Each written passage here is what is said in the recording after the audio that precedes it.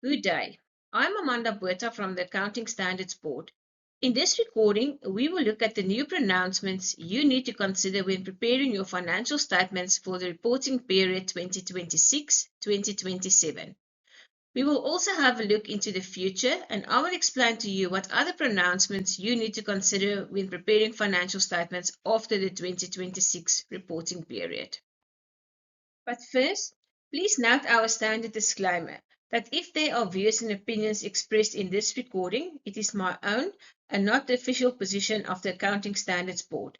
Official positions of the Accounting Standards Board on accounting matters are determined only after extensive due process and deliberation.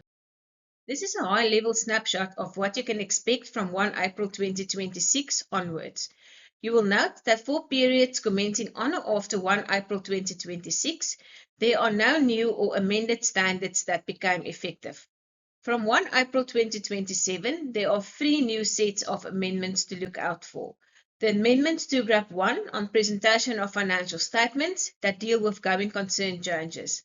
The amendments to GRAP 103 on heritage assets, and the amendments to GRAP 105, GRAP 106, and GRAP 107 that deals with transfers of functions and mergers.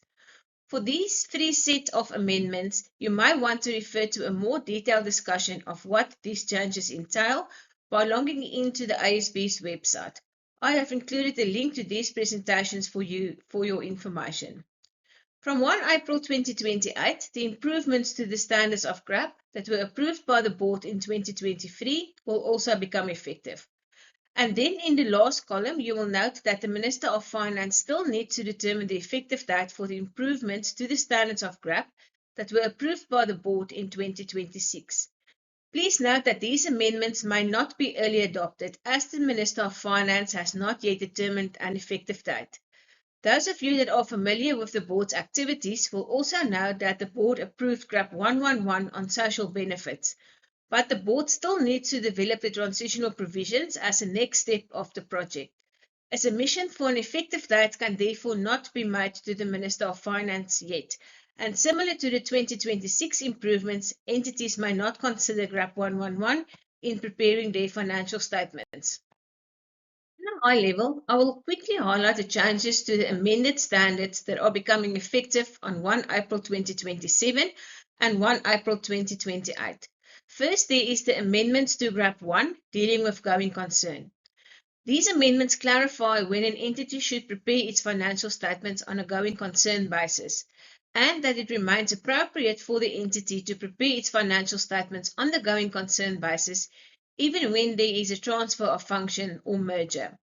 GRAP 1 also includes additional disclosures to provide information to users when an entity is aware that one or more uncertainties exist that may cast doubt on the entity's ability to continue as a going concern. To assist with better understanding these changes, the Secretariat has developed 2 fact sheets.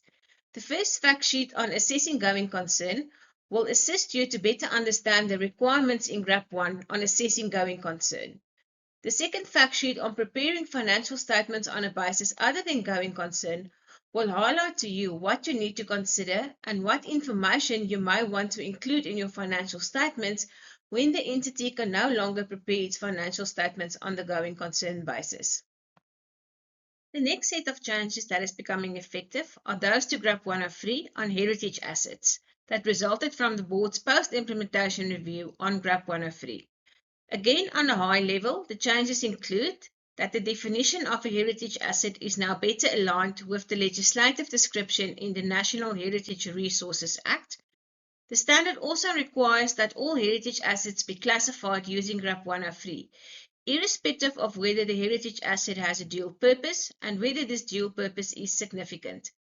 Guidance to assist entities in determining a reliable value for a heritage asset is now also included in the standard. There is a new requirement to reassess if a reliable value becomes available when the heritage asset was not recognized on initial recognition because a value could not be determined.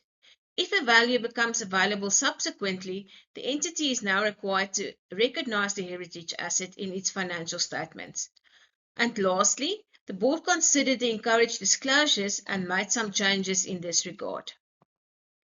For the changes to GRAP 105, GRAP 106 and GRAP 107 that is becoming effective, the board considered the guidance from Ipsos 40 on public sector combinations and the revisions to IFRS 3 on business combinations.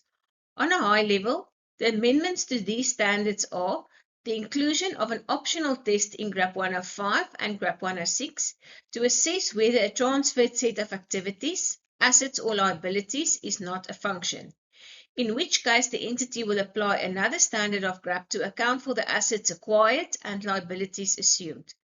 Guidance to assess whether a transferred set of activities, assets or liabilities that does not have outputs is substantive was also included.